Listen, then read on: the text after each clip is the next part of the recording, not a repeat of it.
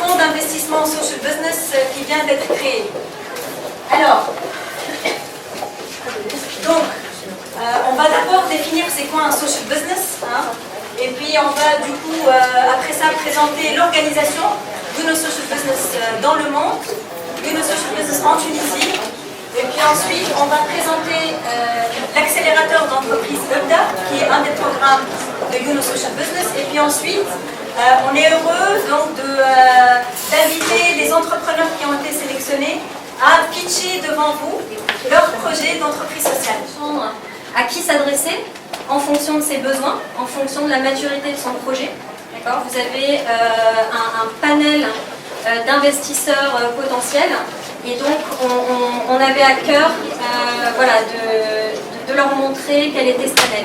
Donc nous avons reçu une personne de la BFPME, une personne de Réseau Entreprendre et une personne d'Afrique Invest.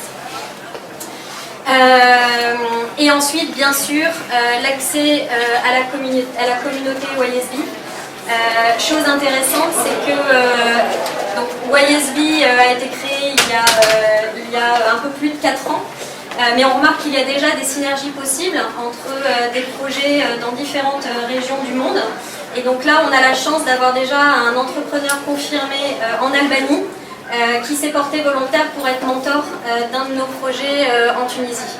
Voilà, donc on est content que ce genre de synergie et de lien puisse se créer entre nos entrepreneurs partout dans le monde. Alors, rentrons un peu plus dans le détail. Notre programme d'accélération donc de 3 mois est divisé en 3 grandes phases. La première phase, qui est une phase de design, qui dure 5 semaines, et aujourd'hui, nous venons de terminer ces 5 premières semaines. Donc voilà, les entrepreneurs ont travaillé d'arrache-pied à cette phase de design, où l'idée c'est de construire, de développer et d'affiner à la fois leur modèle économique et à la fois leur modèle d'impact social et environnemental. Et d'arriver à articuler ces 2 modèles pour pouvoir créer de la valeur. Vous présentez la solution à sauver ces taxicons-là à travers le projet Taxicon. Je m'appelle Mohamed Sadibel, je suis spécialiste dans les technologies des systèmes d'information. J'ai fait mes études en Allemagne, je ne sais pas si ça va m'aider à avoir du financement d'un fonds allemand. J'ai l'honneur de vous présenter mon projet de valorisation des déchets de construction. Comme vous savez tous, les déchets de construction deviennent un souci pour notre État, de même un problème environnemental important et grave.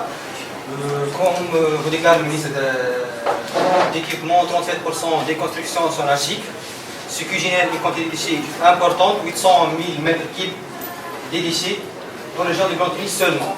D'emballage qui va nous permettre de normaliser notre produit. De plus, SF Recycling permet de faire un produit qui est compétitif dans son prix. Compétitif dans le fait que la transformation se fait à 100% en le porteur du projet Cluster laitier local.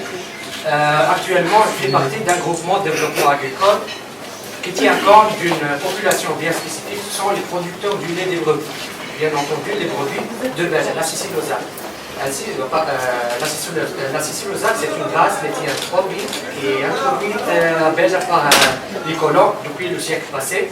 Donc la tradition de l'élevage bovin est entrée dans notre tradition d'élevage belge et présente une source de revenus principale pour certains éleveurs dans la région. Je suis technicien en recyclage des déchets organiques. J'ai une expérience de 3 ans au domaine. Mon projet Violaté Tataouis, c'est une unité de recyclage et valorisation de déchets organiques au compostage. Je vais apporter ce projet aux zones industrielles de Tataouis. Dans notre région, il y a un problème de pression, puisqu'on a un centre de décharge de municipalité. Et cette décharge, dans le temps, il est loin des zones urbaines. Maintenant, les habitants ils sont près de cette décharge-là. Et pour cela, de temps en temps, les municipalités brûlent cette décharge-là pour réduire la volume des déchets. Ces déchets-là, lorsqu'on va valoriser, on va valoriser un produit semblable à un terreau déstabilisé. Pratiquement, il est composé de matières organiques très uniques. Alors, l'histoire de Green Essential. Les chiffres montrent que 19,7% des femmes rurales n'ont pas de, à peine 19,7% des femmes rurales n'ont pas de revenus stables et durables. Alors, Du coup, donc, on a pensé donc, à valoriser la femme. Et l'idée donc, a vu le jour avec l'identification d'un groupement de développement agricole qui se trouve à la délégation de Shekels à la région de Gabon. Le projet Padisha, un projet d'appui au développement inclusif du collectif d'handicapés. Ce projet il consiste à la création d'entreprises en fabriquant les mosaïques par les gens handicapés. L'idée de mon projet est commencée par le fait de réalité. La tâche de suivre certains centres handicapés nous permet de se tenir debout sur la taille de la négligence subie par le handicap. Nous les avons rencontrés et nous avons remarqué qu'ils veulent travailler et qu'ils comptent sur eux-mêmes. Les problèmes qu'on tente de résoudre, ça peut se résumer en deux, écologique et social.